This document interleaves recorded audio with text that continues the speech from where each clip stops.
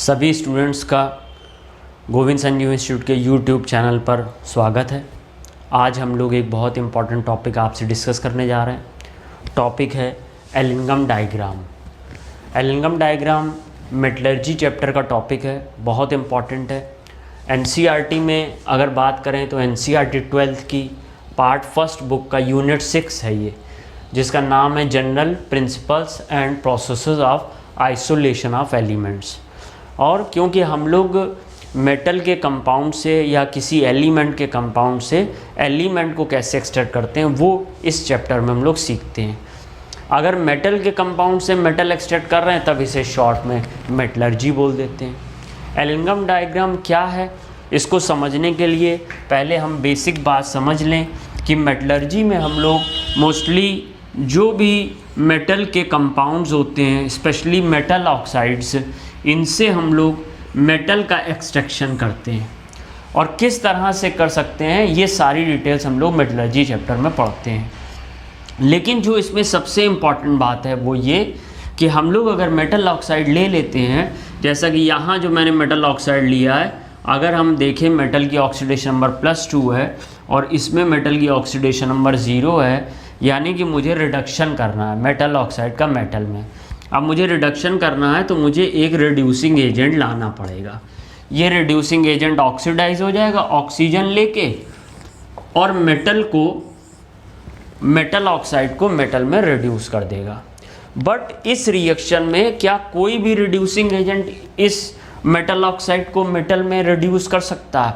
यही हमें जानना मेटलर्जी में ज़रूरी है, या एलिंगम डायग्राम की हेल्प से हम जान सकते हैं। ये देखा गया, अगर आप लोग ने इलेक्ट्रोकेमिस्ट्री में इलेक्ट्रोकेमिकल सीरीज़ पढ़ी होगी तब हम इलेक्ट्रोकेमिकल सीरीज़ की हेल्प से भी ये बता सकते हैं कि कौन सा रिड्यूसिंग एजेंट मेटल ऑक्साइड को मेटल में रिड्यूस कर सकता है। लेकिन जो इलेक्ट्रोकेमिकल सीरीज़ है वो केवल 25 डिग्री सेल्सियस या रूम टेम्परेचर पर ही ये मुझे बताती है कि कौन सा रिड्यूसिंग एजेंट अच्छा है और कौन सा रिड्यूसिंग एजेंट सूटेबल नहीं है इस रिएक्शन के लिए। लेकिन ये देखा गया कि कुछ ऐसे रिड्यूसिंग एजेंट होते हैं जो रूम टेम्परेचर पर तो अच्छे रिड्यूसिंग एजेंट नहीं हैं या कैपेबल नहीं है मेटल ऑक्साइड को मेटल में रिड्यूस करने में, बट वो हाई टेम्परेचर पर कैपेबल है मेटल ऑक्साइड को मेटल में रिड्यूस करने में। इसी चीज़ के लिए एलिंगम सर ने एक प्लॉटिंग की, एक डायग्राम बनाया गिब्स फ्री एनर्जी चेंज और टेम्परेचर के बीच में, कि टेम्परेचर राइज करने पर गिब्स फ्री एनर्जी चेंज में क्या डिफरेंस आता है, क्या चेंजेस आते हैं, और उसकी हेल्प से रिड्यूसिंग एजेंट कौन से टेम्परेचर पर अपना बेस्ट देगा ये बताया। तो हम लोग अब चलते हैं एलिंगम डायग्राम के लिए। अब हम लोग एलिंगम डायग्राम को समझने के लिए पहले थर्मोडायनेमिक का बेसिक कॉन्सेप्ट समझ लें। थर्मोडायनेमिक का बेसिक कॉन्सेप्ट ये है, अगर कोई रिएक्शन स्पॉन्टेनियस है यानी कि अपने आप हो जाती है, बाहर से एक्सटर्नल फैक्टर कोई लगाने की नीड नहीं है, तब स्पॉन्टेनियस रिएक्शन में डेल्टा जी नेगेटिव आता है। और अगर कोई रिएक्शन नॉन स्पॉन्टेनियस है जो अपने आप नेचुरल कंडीशन में नहीं होगी, उसका डेल्टा जी पॉजिटिव आता है। यहाँ delta G Gibbs free energy change है। अगर हम लोग इसको स्टैंडर्ड स्टेट में 25 डिग्री सेल्सियस निकालेंगे तब ये standard Gibbs free energy change delta G not हो जाएगा। स्पॉन्टेनियस रिएक्शन के लिए डेल्टा जी नेगेटिव आता है, नॉन स्पॉन्टेनियस रिएक्शन के लिए डेल्टा जी पॉजिटिव आता है। जैसे आपको मैं एक रिएक्शन लिख के दे रहा हूँ, मान लीजिए मेरे पास ये रिएक्शन है A+O2, दिस गिव्स AO2, और इसका मैंने डेल्टा जी निकाल लिया। इसका डेल्टा जी मान लीजिए आ गया है -1400 किलो जूल पर मोल। अब अगर मैं आपसे पूछूं कि ये रिएक्शन स्पॉन्टेनियस है कि नॉन स्पॉन्टेनियस, आप बता देंगे कि सर ये रिएक्शन स्पॉन्टेनियस है क्योंकि इसके डेल्टा जी नेगेटिव आ रहा है। अगर मान लीजिए मैं ये रिएक्शन ले लेता हूँ BO2 कन्वर्ट इन B+O2 और इसका डेल्टा जी मान लीजिए आ जाता है +600 किलो जूल पर मोल। और अगर मैं आपसे कहूँ कि क्या BO2 का B और O2 में कन्वर्ट होना स्पॉन्टेनियस है, तो आप कहेंगे नहीं सर, ये तो नॉन स्पॉन्टेनियस है क्योंकि इसकी डेल्टा जी +600 आ गई। अब क्योंकि यहाँ पर देखो BO2 B में बदल रहा है और यही मेरा बेसिक यहाँ पर मोटो है कि मैं किसी मेटल ऑक्साइड को मेटल में बदल दूँ, और ये मेटल ऑक्साइड इस मेटल में अपने आप नहीं बदल रही है बिकॉज डेल्टा जी पॉजिटिव, और ये नॉन स्पॉन्टेनियस रिएक्शन है। लेकिन अगर इस मेटल ऑक्साइड में मैं ये A मिला दूँ और इन दोनों रिएक्शन को ऐड कर दूँ, अब इन दोनों रिएक्शन को ऐड मैंने कर दिया, जब मैंने इन दोनों रिएक्शन को ऐड किया तब ये O2 कैंसिल हो गया और मेरे पास रिएक्शन जो फाइनल आई वो आ गई BO2 + A, this gives AO2 + B।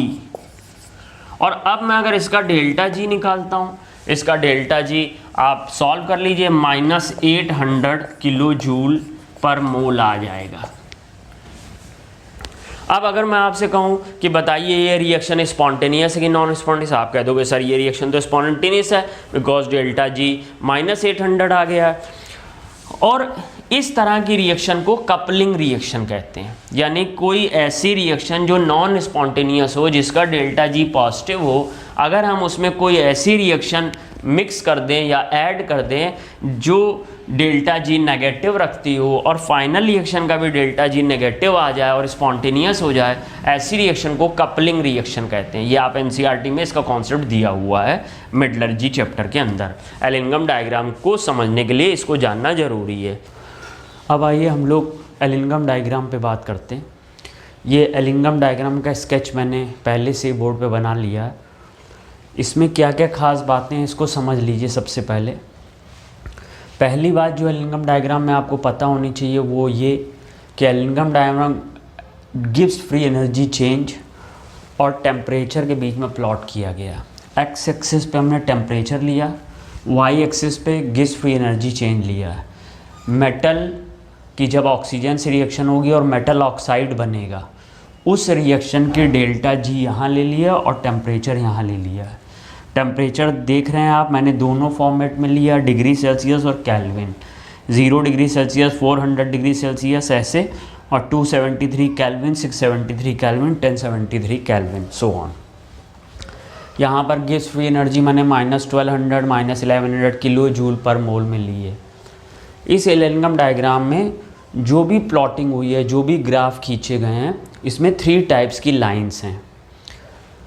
पहली लाइन आप जो सिंगल है केवल पूरे एलिंगम डायग्राम में, वो है with negative slope, straight line with negative slope. ये देखिए आप ये देख रहे हैं, और ये कार्बन से कार्बन मोनोऑक्साइड बनने की है। दूसरी लाइन हमारी एक स्ट्रेट लाइन है, parallel to the x axis है, कोई भी स्लोप नहीं है इसमें। और ये देखिए आप, ये यहाँ -400 पे मैंने आपको दिखाया है CO2 से CO2 बनना, ये सेकंड टाइप की लाइन है। और थर्ड टाइप की लाइन बहुत सारी है, सब स्ट्रेट लाइन है विद पॉजिटिव स्लोप है। जैसे मैग्नीशियम की जब ऑक्सीजन से मैग्नीशियम ऑक्साइड बना, स्ट्रेट लाइन। जब एल्युमिनियम की ऑक्सीजन से रिएक्शन Al2O3, स्ट्रेट लाइन। सारी स्ट्रेट लाइन्स हैं विद पॉजिटिव स्लोप। इस तरह से एलिंगम डायग्राम को देखते ही आपको ये बात पता होनी चाहिए कि 3 टाइप्स ऑफ लाइन है। वन लाइन है with negative slope, straight line.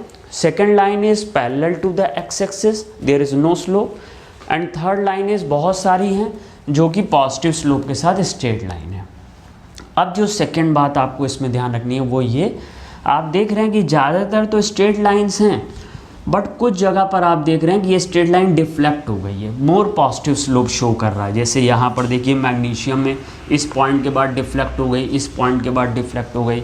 ZnO में देखिए ये यहाँ से यहाँ तक स्ट्रेट लाइन गई और इसके बाद डिफ्लेक्ट हो गई, ये यहाँ से यहाँ तक डिफ्लेक्ट हो गई, फिर ये ऊपर डिफ्लेक्ट हो गई।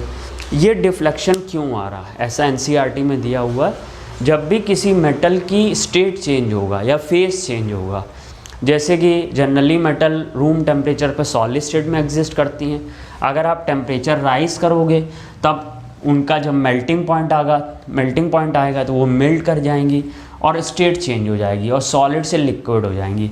तब ये जो स्ट्रेट लाइन है इसका स्लोप डिफ़र कर जाएगा। और या हम कह सकते हैं कि ये डिफ्लेक्ट हो जाएगी। इसलिए अगर आपसे क्वेश्चन में कभी पूछता है कि जो एलिंगम डायग्राम में स्ट्रेट लाइंस हैं वो कब डिफ्लेक्ट होती हैं, ध्यान रखिए स्टेट चेंज पर, जिसे हम फेस चेंज भी कहते हैं या मेल्टिंग पॉइंट और बॉइलिंग पॉइंट भी कह सकते हैं। अब क्वेश्चन ये अराइज होता है कि क्या रीज़न है जिसकी वजह से most of the lines are straight line with positive slope, और ये 2 लाइंस में एक लाइन नेगेटिव स्लोप और एक लाइन पैरेलल है। क्या रीज़न है इसका, मैं आपको दिखाना चाहूँगा। जैसे कि आप जानते हैं कि ज़्यादातर मेटल सॉलिड स्टेट में एग्जिस्ट करती हैं, और जब हम उनका ऑक्सीडेशन करते हैं और उनसे ऑक्सीडेशन करेंगे या ऑक्सीजन से रिएक्शन करेंगे, ऑक्सीजन गैस स्टेट में होगी, और जो मेटल ऑक्साइड बनेगी वो भी मोस्टली सॉलिड स्टेट में होगी। अब यहाँ पे मुझे एंट्रोपी चेंज कॉन्सेप्ट को समझना होगा। एंट्रोपी आपने थर्मोडायनामिक्स में पढ़ा होगा। एंट्रोपी मीन्स होता है डिग्री ऑफ रैंडमनेस और डिग्री ऑफ डिसऑर्डर। किसी भी प्रोसेस में जितना अव्यवस्था बढ़ेगी, जितना डिसऑर्डर बढ़ेगा, उतना एंट्रोपी बढ़ेगा। जैसे सॉलिड वेल पैक्ड अरेंजमेंट है पार्टिकल्स का, लिक्विड में ये अरेंजमेंट ब्रेक हो जाता है और गैस में और ज़्यादा डिसऑर्डर बढ़ जाता है। इसलिए सॉलिड से लिक्विड या लिक्विड से गैस में जाएंगे तब एंट्रोपी इंक्रीज़ करेगा, या दूसरे शब्दों में कह सकते हैं एंट्रोपी चेंज पॉजिटिव आएगा। अगर गैस से लिक्विड या लिक्विड से सॉलिड जाएंगे एंट्रोपी डिक्रीज़ करेगा, दूसरे शब्दों में कह सकते हैं एंट्रोपी चेंज नेगेटिव आएगा। और जब भी कोई केमिकल रिएक्शन लें तो उस केमिकल रिएक्शन में हम लोग डेल्टा Ng निकाल लेते हैं। Delta Ng means gaseous moles of product minus gaseous moles of reactant. केवल गैसियस मोल्स काउंट करेंगे, सॉलिड और लिक्विड के मोल काउंट्स नहीं करेंगे। अगर गैस के मोल्स बढ़ रहे हैं प्रोडक्ट साइड में तो समझ जाना एंट्रोपी बढ़ रही है, एंट्रोपी चेंज पॉजिटिव है। और अगर गैस के मोल डिक्रीज़ कर रहे हैं तो समझ जाना कि एंट्रोपी डिक्रीज़ कर रही है और एंट्रोपी चेंज नेगेटिव है। अब हम लोग सबसे पहले इस रिएक्शन में देखना चाहेंगे कि हमारी एंट्रोपी इंक्रीज़ कर रही है या डिक्रीज़ कर रही है। देखिए ये सॉलिड है, इसको काउंट नहीं करते हैं, ये गैस है, इसको काउंट करेंगे। यहाँ इसका 1 मोल है बैलेंस रिएक्शन में। यहाँ पर भी सॉलिड है, इसको काउंट नहीं करेंगे। दैट मीन्स 1 मोल गैस से 0 मोल गैस की तरफ हम जा रहे हैं। इसका मीन्स है एंट्रोपी डिक्रीज कर रही है और एंट्रोपी चेंज पॉजिटिव है। मैंने ऐसे कर दिया S equal to decrease and entropy change positive नहीं नेगेटिव है, नेगेटिव है क्योंकि एंट्रोपी डिक्रीज कर रही है। अब जब हमारा एंट्रोपी चेंज नेगेटिव आ गया, इसके साथ एक बात और समझ लीजिए जनरली कि combustion process are always exothermic, और अगर वो एक्सोथर्मिक होंगे तो उनका डेल्टा H नेगेटिव आएगा। अब हम लोग ये जानते हैं कि जो डेल्टा G है वो डेल्टा H और डेल्टा S पर डिपेंड करता है। Delta G equal to delta H minus T delta S, ये इक्वेशन आपने पढ़ी हुई है। अगर मान लीजिए कि जब मेटल का ऑक्सीडेशन हो रहा है उस समय डेल्टा H मेरा माइनस x है और मेरा डेल्टा S माइनस y है, ऐसी कंडीशन में मेरे पास फाइनली डेल्टा G की इक्वेशन आएगी माइनस x प्लस TY। अब क्योंकि x और y फिक्स हो गए मेरा, बट टेम्परेचर चेंज हो सकता है। जैसे जैसे टेम्परेचर इंक्रीज करेगा वैसे वैसे पॉजिटिव वैल्यू इंक्रीज करेगी और इस नेगेटिव वैल्यू में कमी लाएगी, और फाइनली जो मेरा डेल्टा G होगा वो लेस नेगेटिव होता चला जाएगा। यही वजह है कि जब हम मेटल के ऑक्सीडेशन की प्लॉटिंग करते हैं टेम्परेचर वर्सेस डेल्टा G में, जैसे जैसे टेम्परेचर बढ़ाते हैं डेल्टा G का वैल्यू लेस नेगेटिव होता चला जाता है, और ये ग्राफ हमारा, ये प्लॉट हमारा straight line with positive slope आ जाता है। इसलिए जनरली हम लोग ने मेटल के लिए समझ लिया। अब हम लोग के पास दूसरे नंबर पे आ जाता है C+O2CO। अब C+O2CO के लिए हम लोग आ जाएंगे। देखिए यहाँ पे क्या होगा, इस रिएक्शन को देखिए, हमने ले लिया है C सॉलिड 2 मोल और हमने ले लिया है O2G 1 मोल बैलेंस रिएक्शन में, और 2CO 2COG ले लिया हमने बैलेंस रिएक्शन में। अब क्योंकि यहाँ पे हम देख रहे हैं सॉलिड है, इसको काउंट करते नहीं, आप जान ही चुके हो। ये 1 मोल गैस है और यहाँ पे 2 मोल गैस है। गैस के मोल्स बढ़ेंगे, अभी बताया था, एंट्रोपी इंक्रीज करेगी। अब भाई यहाँ मैं एंट्रोपी इंक्रीज कर देता हूँ। एंट्रोपी इंक्रीज कर दिया, आई से रिप्रेजेंट कर दो या अपर एरो से रिप्रेजेंट कर दो। एंट्रोपी इंक्रीज करेगी तब एंट्रोपी चेंज पॉजिटिव हो जाएगी। एंट्रोपी चेंज पॉजिटिव हो जाएगी। अब हम फिर डेल्टा जी की इक्वेशन में आए और डेल्टा जी की इक्वेशन हमने प्लस वाई ले लिया। अब ये माइनस प्लस माइनस हो गया, ये माइनस हो गया। अब इस तरीके से ये माइनस माइनस ऐड हो जाएगा। इसलिए जैसे जैसे टेम्परेचर राइज करोगे डेल्टा जी मोर नेगेटिव होता चला जाएगा। और यानी कि पहले अगर मान लीजिए -250 था, फिर इस टेम्परेचर पे -400 हो गया, इस टेम्परेचर पे -500 हो गया। जैसे जैसे टेम्परेचर राइज कर रहा हो डेल्टा जी मोर नेगेटिव होता जा रहा है। इसलिए कार्बन से कार्बन मोनोऑक्साइड बनने की रिएक्शन का जो स्ट्रेट लाइन है वो विद नेगेटिव स्लोप आएगा एलिनग्राम डायग्राम में। ये पता होना चाहिए मुझे एलिनग्राम डायग्राम में। तीसरा आप कहोगे कि सर स्ट्रेट लाइन क्यों आ रही है, उसको भी डिस्कस कर लेते हैं। अब मैंने क्या किया, C सॉलिड एंड O2G और इससे मैंने बना दिया CO2G। अब CO2G बना दिया इस रिएक्शन के लिए, थर्ड रिएक्शन के लिए। इसमें हम लोग देखेंगे यहाँ 1 मोल G, यहाँ 1 मोल G। इसका मीन्स है कि डिसऑर्डर ना तो इंक्रीज कर रहा ना डिक्रीज कर रहा। S हमारा रिमेन कांस्टेंट होगा, S रिमेन कांस्टेंट। और जब S रिमेन कांस्टेंट होगा ऐसी कंडीशन में डेल्टा S 0 आ जाएगा। अब मैंने यहाँ भी 0 पुटअप कर दिया, यहाँ भी 0 पुटअप कर दिया। अब जब मैंने यहाँ 0 पुटअप कर दिया तो T × 0 0 हो गया। इसका मीन्स है कि इसकी डेल्टा जी टेम्परेचर डिपेंडेंट नहीं है और टेम्परेचर राइज करने पे डेल्टा जी चेंज नहीं होगी, क्योंकि डेल्टा जी बस डेल्टा एच पे डिपेंड करेगी। जो पहले डेल्टा एच आ रही है वही बाद में डेल्टा एच आ रही है। इस तरीके से हम लोग यहाँ पर स्ट्रेट लाइन कंसीडर कर लेंगे। ये 3 लाइंस क्यों ऐसे होती हैं, अगर क्वेश्चन पूछे तो हम लोग बता सकते हैं। नेक्स्ट क्वेश्चन क्या आता है, नेक्स्ट क्वेश्चन इसमें ये आता है कि इस ग्राफ की हेल्प से हमें बताना होगा कि कौन सी मेटल किस मेटल ऑक्साइड को रिड्यूस कर सकती है। यानी कि अच्छा रिड्यूसिंग एजेंट कौन है और पुअर रिड्यूसिंग एजेंट कौन है। कैसे होगा इसको देखिए।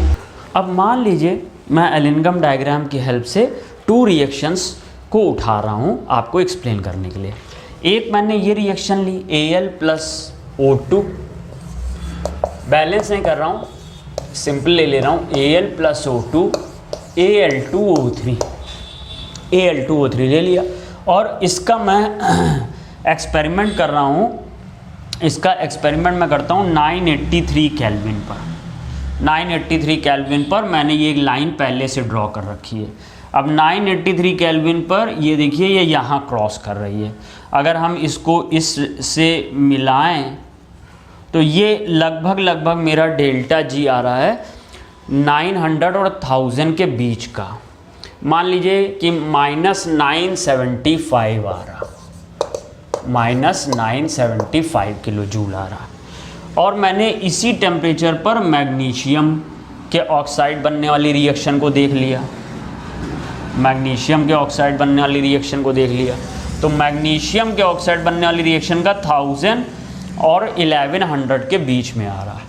मान लीजिए हमने ये लिया मैग्नीशियम + O2 MgO और इसकी डेल्टा जी मैंने कंसीडर कर ली -1050 कर ली।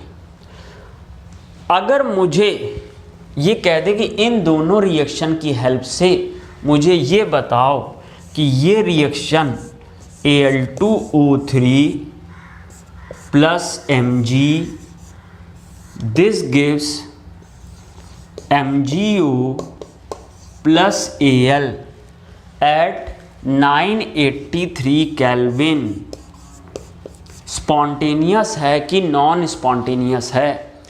तब हम ये कहेंगे कि Mg से MgO की जो डेल्टा जी थी वो -1050 थी और अब Al2O3 से Al की डेल्टा जी चाहिए मुझे। Al से Al2O3 की -975 थी, मुझे उल्टा चाहिए Al2O3 से Al हो जाएगी +975।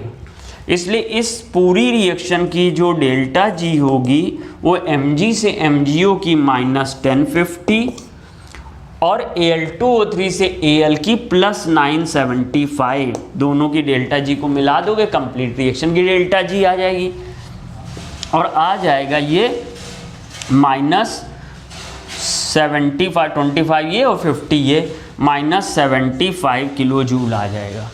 और अभी इसके पहले मैंने तुम्हें बताया लेक्चर में कि कपलिंग रिएक्शन होती है, जैसे Al2O3 से Al अपने आप नहीं बन सकता बिकॉज डेल्टा जी पॉजिटिव, वो नॉन स्पॉन्टेनियस रिएक्शन थी।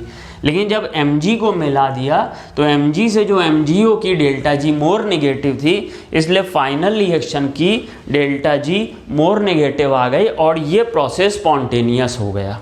और जब ये प्रोसेस स्पॉन्टेनियस हो गया, इसका मीन्स है कि हम Mg की हेल्प से एल्युमिनियम को डिस्प्लेस कर सकते हैं Al2O3 से, या हम ये कह दें कि Mg हमारा स्ट्रॉन्ग रिड्यूसिंग एजेंट है इन कंपैरिजन टू एल्युमिनियम, हम ऐसा कह सकते हैं, इतना समझ सकते हैं। But competitive point of view से देखें, हमारे पास इतना टाइम नहीं है नीट एग्जामिनेशन में कि हम इस तरीके से पूरा वैल्यूज़ रखें और फिर निकालें, और ना ही वो हमें ऐसे एलिंगम डायग्राम गिवन करेगा और ना ही मुझे याद है एलिंगम डायग्राम। अब ऐसी स्थिति में मैं क्या करूं, ऐसी स्थिति में बस ये याद कर लो कि अगर नीचे वाला मेटल ऊपर वाले मेटल ऑक्साइड से रिएक्शन करे, ये जो लाइंस हैं, जो नीचे वाली लाइन की मेटल है वो ऊपर वाली लाइन के मेटल ऑक्साइड से रिएक्शन करे, तब ऐसी रिएक्शन पॉसिबल होगी और स्पॉन्टेनियस होगी। या दूसरे सरल शब्दों में कह सकते हैं, नीचे वाला मेटल ऊपर वाले मेटल ऑक्साइड को उसकी मेटल में रिड्यूस कर सकता है। और एलिंगम डायग्राम में जो लाइन जितनी नीचे होती है उसका मेटल उतना ही स्ट्रॉन्गेस्ट रिड्यूसिंग एजेंट होता है। इसलिए अगर हम 983 पे कंपेयर करें, Mg सबसे स्ट्रॉन्ग रिड्यूसिंग एजेंट है, उससे कम एल्यूमिनियम है, ये देखो क्रोमियम, उससे कम क्रोमियम हो गया, फिर ये जिंक वाली लाइन आ गई, उससे कम जिंक हो गया और उससे कम कॉपर हो गया। जो लाइन जितना नीचे होगी वो उतना ही स्ट्रॉन्ग रिड्यूसिंग एजेंट होगा। अब मान लीजिए इसी में ऐसा भी ये रिएक्शन दे सकता था, ये रिएक्शन ना देता और रिएक्शन मुझे इसका रिवर्स दे देता। रिवर्स रिएक्शन क्या दे देता, रिवर्स रिएक्शन में मुझे दे देता MgO plus Al, this gives Al2O3 plus Mg, और इसको पूछ लेता कि ये रिएक्शन स्पॉन्टेनियस है कि नॉन स्पॉन्टेनियस। फिर से हमने डेल्टा जी निकाला इस रिएक्शन का, Al से Al2O3 का डेल्टा जी -975 था, -975 ले लिया, और MgO से Mg का चाहिए। यहाँ Mg से MgO बनने का -1050 था, क्योंकि हमें रिवर्स ऑर्डर में रिएक्शन लिखनी है, इसलिए +1050 हो जाएगा। आप इसको सॉल्व करिए, सॉल्व करने पे +75 आ जाएगा। अब बताइए ये रिएक्शन स्पॉन्टेनियस है कि नॉन स्पॉन्टेनियस। आप समझ गए, आप कहोगे सर डेल्टा जी पॉजिटिव है, इसका मीन्स ये रिएक्शन नॉन स्पॉन्टेनियस है। ये रिएक्शन नॉन स्पॉन्टेनियस है मीन्स एल्युमिनियम MgO से Mg को रिड्यूस नहीं कर पाएगा। ये रिएक्शन मेरी हो गई नॉन स्पॉन्टेनियस। अब फिर से, अब हमारे पास जैसे इतना टाइम तो है नहीं कंपटीशन में, एक्सप्लेन करने के लिए तो चलिए टाइम है, लेकिन कंपटीशन में सॉल्व करने के लिए इतना टाइम है नहीं। तो हमने इससे एक कंक्लूजन ये निकाल लिया कि अगर ऊपर वाली मेटल जैसे एल्युमिनियम का नीचे वाली, ऊपर नीचे मीन्स लाइंस, ऊपर वाली लाइन का नीचे वाली लाइन के ऑक्साइड से MgO से रिएक्शन कराया तो रिएक्शन नहीं होगी। सरल शब्दों में कह सकते हैं, ऊपर वाली मेटल नीचे वाली मेटल ऑक्साइड को रिड्यूस नहीं करेगी, लेकिन नीचे वाली मेटल ऊपर वाले मेटल ऑक्साइड को रिड्यूस करेगी। एलिंगम डायग्राम में जो लाइन जितनी नीचे होती है, रिड्यूसिंग एजेंट की स्ट्रेंथ उतनी ही ज़्यादा होती है। ये इसका कंक्लूजन पॉइंट है। अब आप इसमें एक क्वेश्चन कर सकते हो कि क्या सर हमें ये याद करना पड़ेगा एलिनगम डायग्राम में कि कौन नीचे है कौन ऊपर, नहीं, आपको याद नहीं करना पड़ेगा। इसके लिए एक सरल तरीका ये है, अगर आपने electrochemical series standard reduction potential based पहले से याद कर रखी है और उसमें आप ये पढ़ चुके हो कि जो मेटल ऊपर होती है वो स्ट्रॉन्ग रिड्यूसिंग एजेंट होती है और जो मेटल नीचे होती है वो वीक रिड्यूसिंग एजेंट होती है, और ऊपर वाला मेटल नीचे वाले मेटल ऑक्साइड को रिड्यूस कर सकता है। इलेक्ट्रोकेमिकल में ऊपर वाला नीचे वाले को कर सकता है, और यहाँ पे जस्ट इसका उल्टा है, नीचे वाला ऊपर वाले को कर सकता है। कंक्लूजन ये है कि इलेक्ट्रोकेमिकल सीरीज में जो ऊपर है एलिनगम डायग्राम में वो नीचे रहेगा, बट ध्यान रखना electrochemical series standard reduction potential based होनी चाहिए, वही आपने लर्न की होनी चाहिए। जैसे लिथियम सबसे ऊपर है, Li+ से Li कन्वर्ट होना और F2 से F- कन्वर्ट होना सबसे नीचे, उसके लिए हम ऐसे याद कर लेंगे। लेकिन इसमें हमें एक सावधानी रखनी होगी, और सावधानी ये रखनी होगी कि हमें कुछ टेम्परेचर पे ध्यान देना होगा। जैसे 1683 टेम्परेचर हमारा बड़ा इम्पॉर्टेंट है, क्योंकि 1683 केल्विन पर मैग्नीशियम वाली लाइन और एल्युमिनियम वाली लाइन एक दूसरे को क्रॉस कर देती है, और क्रॉस करने के बाद 1683 के जब आगे जाते हो, मान लीजिए कि मैं चला गया 1873 पे, 1873 पे जब आप आगे जाओगे, हो सकता है लाइन थोड़ी टेढ़ी हो गई हो, लेकिन उससे फ़र्क नहीं पड़ता, कंक्लूजन पे फ़र्क नहीं पड़ेगा। जब आप 1873 की पास गए या 1683 के आगे गए, आप देखिए एल्युमिनियम की लाइन नीचे हो गई, मैग्नीशियम की लाइन ऊपर हो गई।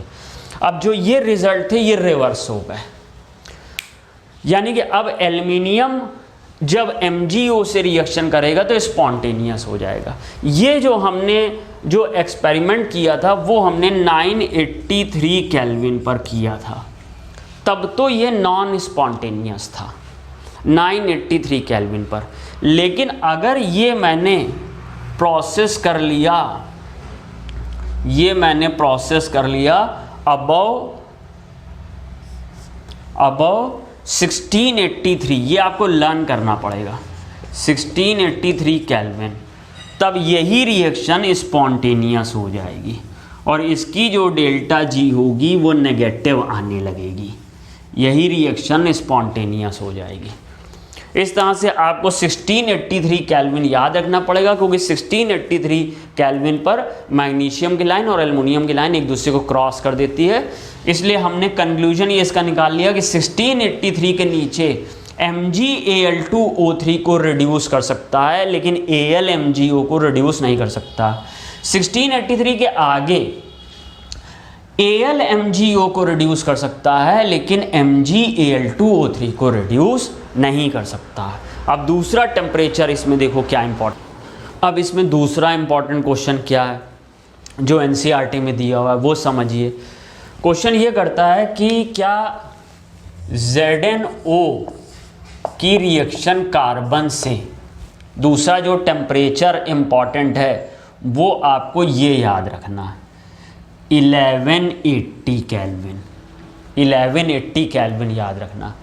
1180 केल्विन के नीचे क्या ZnO कार्बन से रिएक्शन करके Zn में एंड CO में बदल सकता है, और यह ZnO कार्बन मोनोऑक्साइड से रिएक्शन करके Zn और CO2 में बदल सकता है बिलो 1180 केल्विन।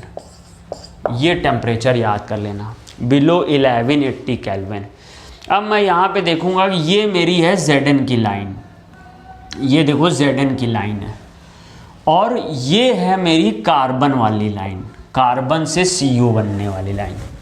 अब क्योंकि Zn की लाइन नीचे है 1180 के पहले और कार्बन की लाइन ऊपर है, अब अगर मैं आपसे पूछूं कि बताओ ZnO कार्बन से Zn और कार्बन मोनोऑक्साइड बनना स्पॉन्टेनियस है, आप कहोगे नहीं सर स्पॉन्टेनियस नहीं है, ये तो नॉन स्पॉन्टेनियस है, ये पॉसिबल ही नहीं है, बिकॉज ऊपर वाला एलिमेंट नीचे वाले मेटल ऑक्साइड को रिड्यूस नहीं करेगा, इसलिए ये रिएक्शन पॉसिबल नहीं है।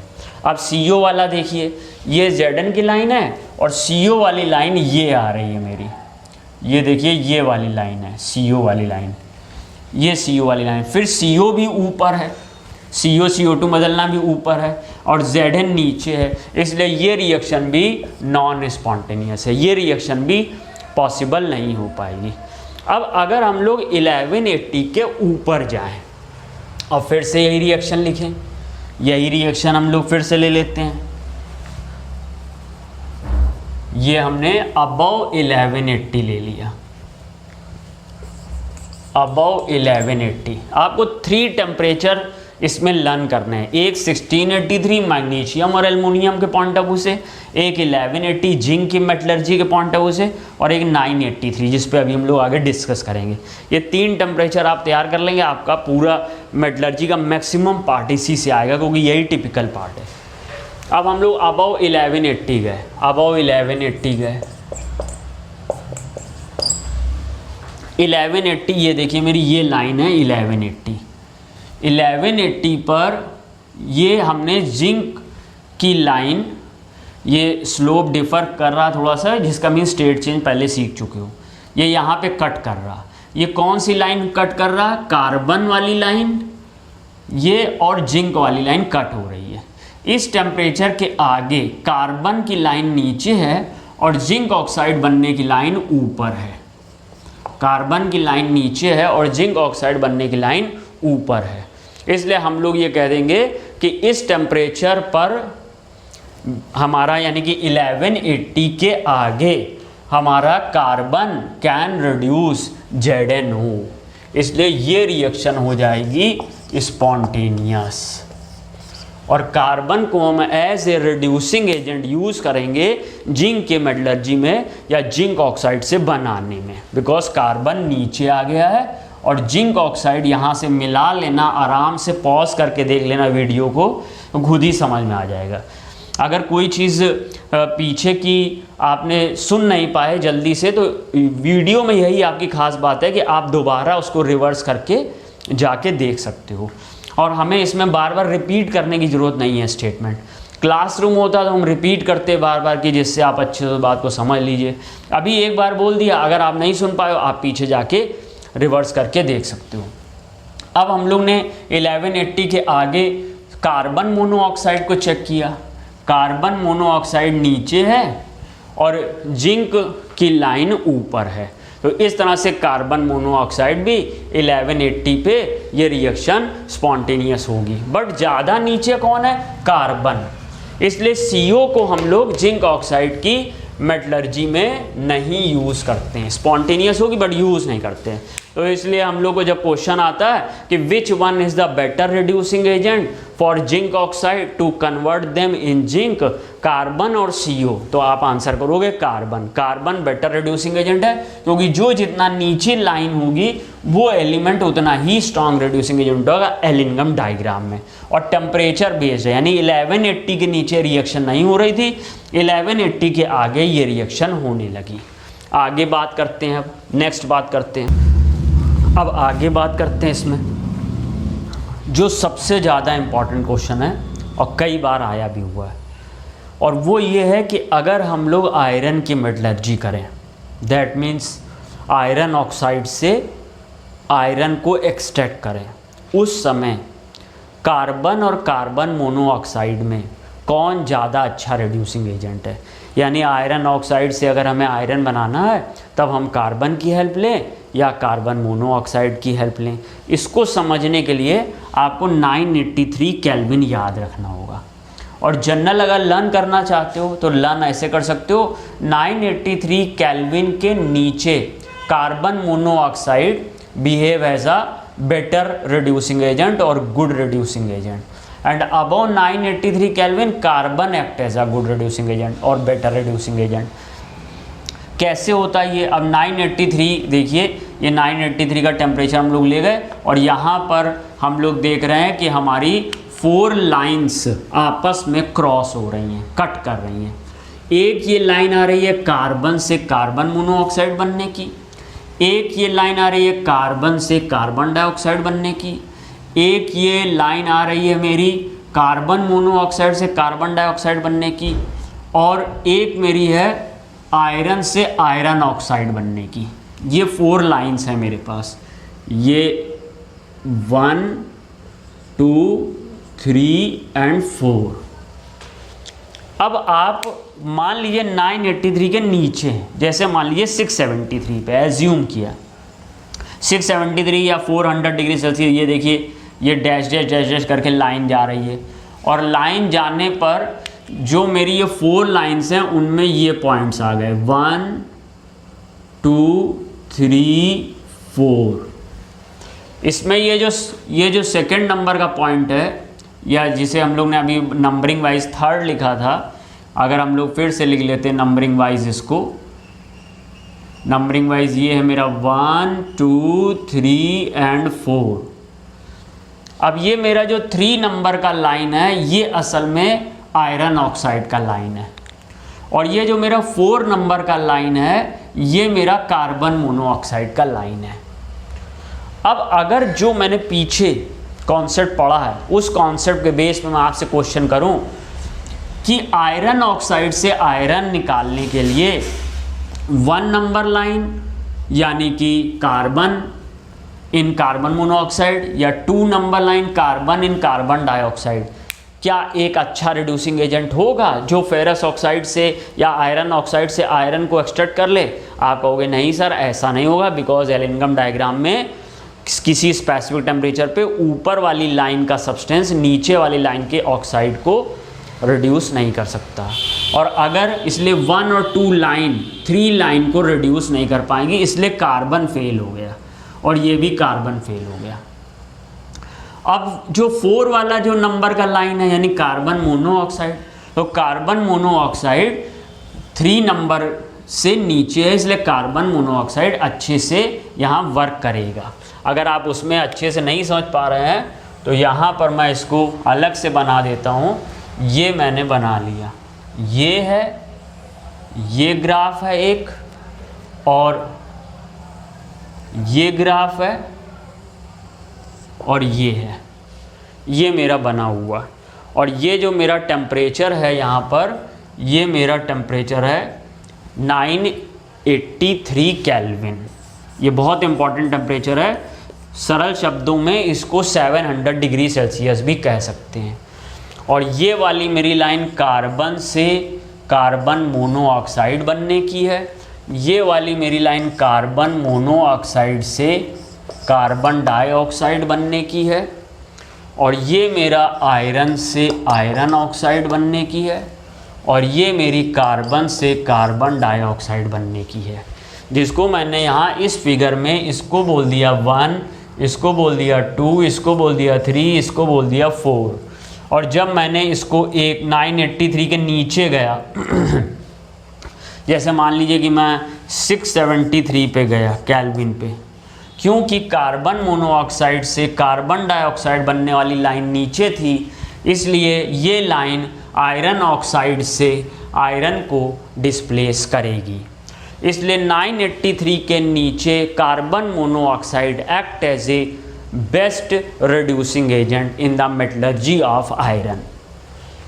अगर हम लोग 983 के आगे निकल जाएं, अब 983 के आगे हम लोग ने ये पॉइंट्स बना लिए, ये पॉइंट्स बना लिए 983 के आगे किसी एक टेम्परेचर पर ये पॉइंट्स बना लिए। अब इसमें आप देखिए ये 1, ये 2, ये 3, ये 4, ये हमारे पास आ गए। अब इसमें क्या है कि 1 ऊपर चला गया, यानी 1 अब हो गया CO से CO2, इसलिए कार्बन अब काम नहीं करेगा क्योंकि वो ऊपर चला गया।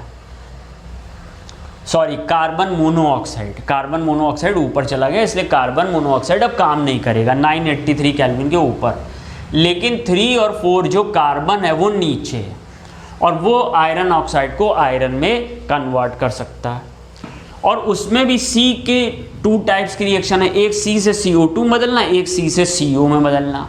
नीचे ज़्यादा लाइन कौन सी है? आप कहोगे सर C से CO बदलना, और C से CO2 बदलना ऊपर है, इसलिए हम लोग कहेंगे कि यहाँ पर बेटर रिड्यूसिंग एजेंट होगा 983 केल्विन के ऊपर carbon which convert in carbon monoxide, carbon which convert in carbon monoxide. ऐसा हम लोग इस क्वेश्चन को सॉल्व करने के लिए यूज़ कर सकते हैं। अच्छा, इसी से रिलेटेड एक एनसीईआरटी में क्वेश्चन दिया हुआ है, अब उसको मैं दिखाता हूँ आपको। और वो ये होता है कि हमको ब्लास्ट फर्नेस में आयरन की मेटलर्जी करनी है। ब्लास्ट फर्नेस ऐसे 25 से 60 मीटर हाइट की ऐसे एक चिमनी टाइप की फर्नेस होती है, और इसमें नीचे की तरफ से ये ट्यूब्स लगे होते हैं जिससे हम लोग हॉट एयर पास आउट करते हैं, हॉट एयर, और यहाँ पर नीचे हीटर लगा रहता है। इसलिए इसमें इस फर्नेस में ऐसा माना जाता है कि नीचे सबसे ज़्यादा टेम्परेचर होता है, अप्रॉक्सीमेट 2000 केल्विन का टेम्परेचर, और ऊपर जैसे जैसे जाओगे टेम्परेचर डिक्रीज करता चला जाएगा। जैसे कि यहाँ पर 700 केल्विन का टेम्परेचर है, जैसे जैसे ऊपर जाओगे टेम्परेचर डिक्रीज करता जाएगा।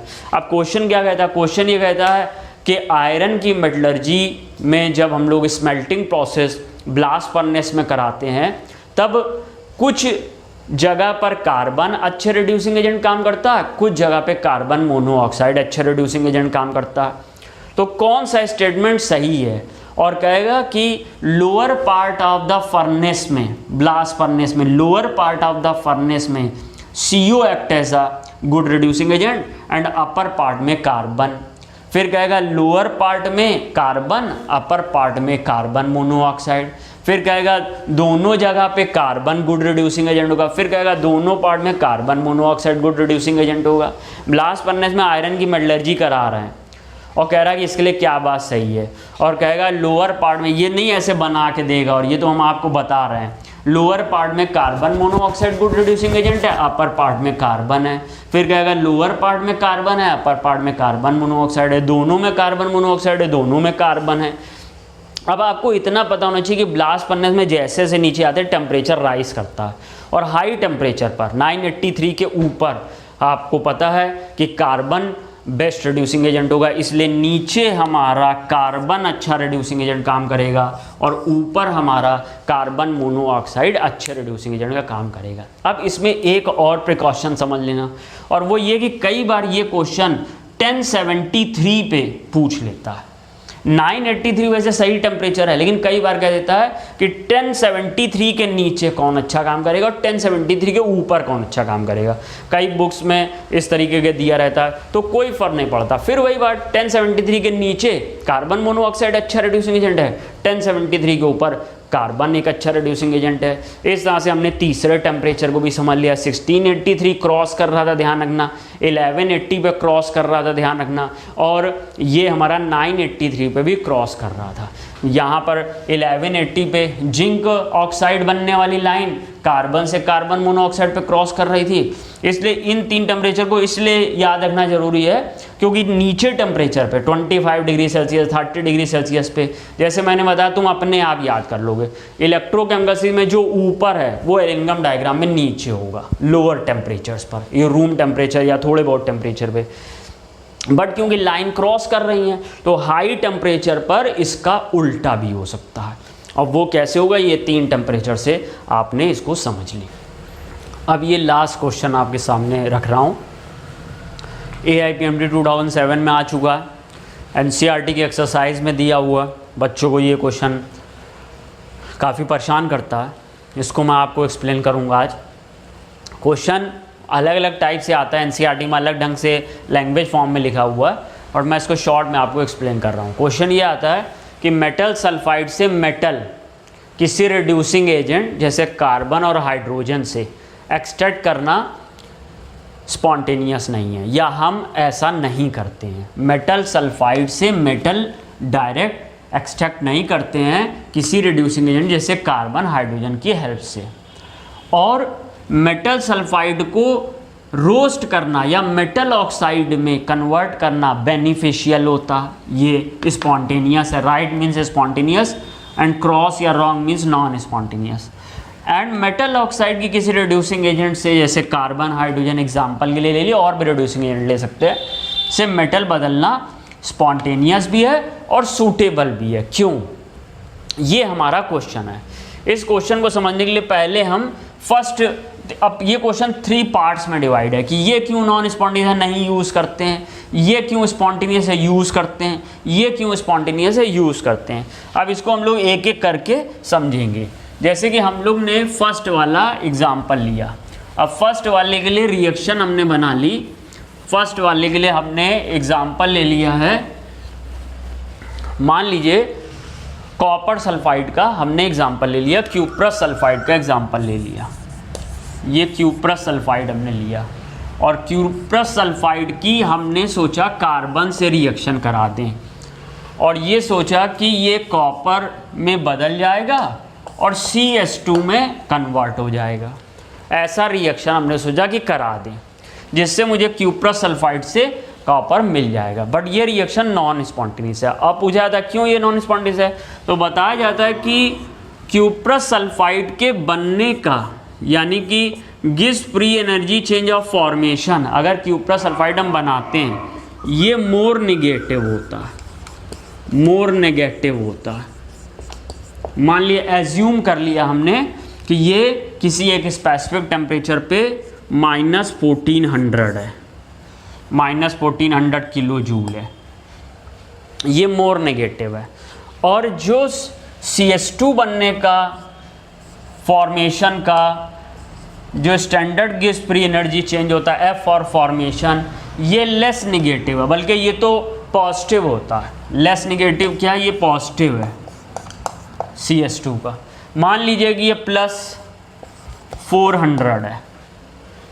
अब अगर हम इस रिएक्शन की डेल्टा G निकालें, अच्छा जो फ्री एलिमेंट्स होते हैं उनकी डेल्टा G फॉर्मेशन 0 कंसिडर करते हैं, इनकी तो हम लोग ने 0 कंसिडर कर ली।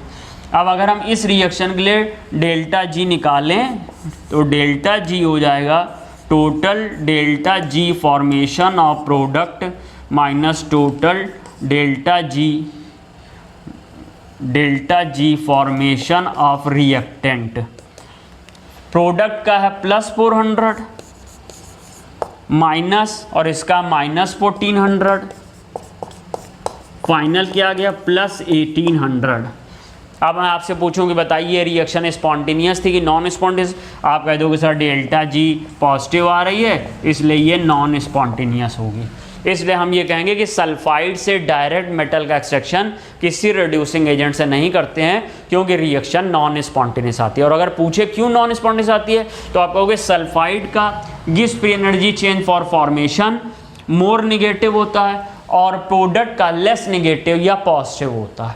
इसी को हम लोग अगर यहाँ पर कार्बन की जगह हाइड्रोजन ले लें और यहाँ पर H2S बना लें, H2S, तब ये पॉजिटिव नहीं होगा, ये लेस नेगेटिव होगा, इसके कंपैरिजन में लेस नेगेटिव होगा।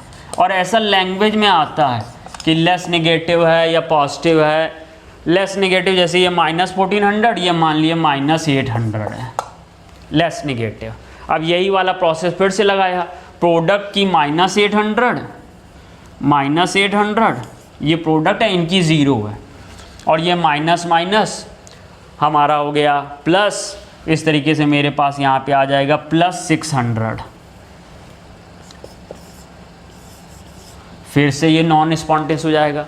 इसलिए हमारा मेटल सल्फाइड को मेटल में कार्बन या हाइड्रोजन की हेल्प से कन्वर्ट नहीं करते हैं, रिड्यूस नहीं करते हैं डायरेक्ट, बिकॉज मेटल सल्फाइड की Gibbs free energy change for formation more negative होती है इन कंपैरिजन टू H2S और in comparison to CH2। Even CH2 की तो पॉजिटिव होती है, ऐसा इसलिए नहीं करते हैं। अब ये देखिए आगे बढ़ रहे हैं, मान लीजिए मेटल ऑक्साइड से मेटल को निकालना है, रिड्यूसिंग एजेंट कार्बन और हाइड्रोजन लेने हैं और कहा जाता है ये स्पॉन्टेनियस होता है। पूछता है क्यों स्पॉन्टेनियस होता है, अलग अलग ऑप्शन आएंगे, कौन सा करेक्ट कौन सा इनकरेक्ट वो आपको चॉइस करना होगा। तो देखिए मैंने यहाँ पे क्यूप्रस ऑक्साइड ले लिया, अब मैंने कार्बन ले लिया, कॉपर मिल गया और इसके साथ मुझे कार्बन डाइऑक्साइड मिल गई या कोई कार्बन मोनोऑक्साइड ले सकते, कार्बन डाइऑक्साइड मिल गई। अब ये हम लोग ने क्यूप्रस ऑक्साइड से कार्बन डाइऑक्साइड बना लिया।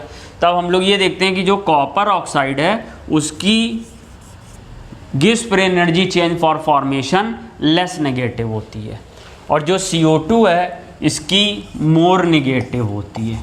आप कहोगे हमें कैसे पता चलेगा? लर्न करके, कुछ तो लर्न करना ही पड़ेगा। ये लेस निगेटिव, वो मोर निगेटिव। ये -400 है, मान लीजिए ये -600 है, मोर निगेटिव है। ये एज्यूम किया हमने, कोई दूसरा वैल्यू भी हो सकता, लेकिन जो यहाँ पे निगेटिव वैल्यू होगा उससे ज़्यादा होगा। अब हम लोग फिर से इस रिएक्शन की डेल्टा जी निकालने पहुँचे, तो प्रोडक्ट की -600 और रिएक्टेंट की -400। अब ये सॉल्व करेंगे, ये माइनस माइनस प्लस हो जाएगा, इस तरह से ये -200 आ जाएगा। अब मैं आपसे पूछूंगी ये प्रोसेस स्पॉन्टेनियस था कि नॉन स्पॉन्टेनियस? आप कह दोगे सर स्पॉन्टेनियस था। इसलिए हम लोग ने ये याद कर लेना है कि मेटल सल्फाइड की, अगर हम लोग देखते हैं कार्बन डाइसल्फाइड या H2S से कंपेयर करते हैं, तो मेटल सल्फाइड की डेल्टा जी फॉर्मेशन मोर निगेटिव होती है, बट CO2 या यहाँ हाइड्रोजन ले लिया तो H2O बनेगा, तो CO2 या H2O के कंपैरिजन में लेस निगेटिव होती है। अगर आप चाहो तो ये रिएक्शन ऐसे भी दिखा सकते थे, कार्बन और CO2 ना लेके हमने यहाँ पे ले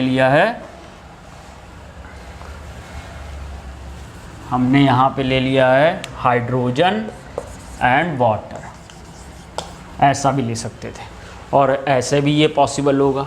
लास्ट इसमें जो बात आएगी वो क्या है, और लास्ट में ये पूछता है कि अगर हम लोग सल्फाइड ओर का रोस्टिंग करें, यानी ऑक्सीजन से रिएक्शन कराएं और ऑक्साइड ओर बनाएं,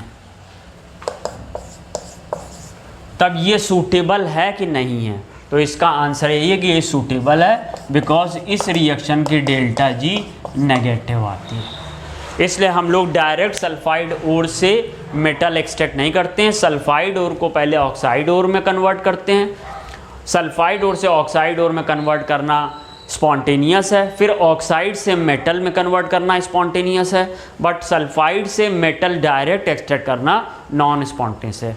मैंने कोशिश की है मैक्सिमम क्वेश्चन आपके एलिंगम डायग्राम और NCERT के जो टिपिकल क्वेश्चंस हैं वो निकल आएंगे इतने लेक्चर से। कई और भी क्वेश्चन टिपिकल्स हैं, लेकिन उनमें फिर मेटलर्जी के और भी कॉन्सेप्ट की नीड पड़ेगी। फिर जब अभी हमें टाइम मिलेगा तो हम मेटलर्जी का एक डिटेल वीडियो बनाएंगे जिसमें कि सारे पॉइंट्स डिस्कस करेंगे। अभी मैंने नीट 2020 के पॉइंट ऑफ व्यू से जो एलिंगम डायग्राम से क्वेश्चन जनरेट हो सकते हैं उसके बारे में आपको बता दिया। Thank you.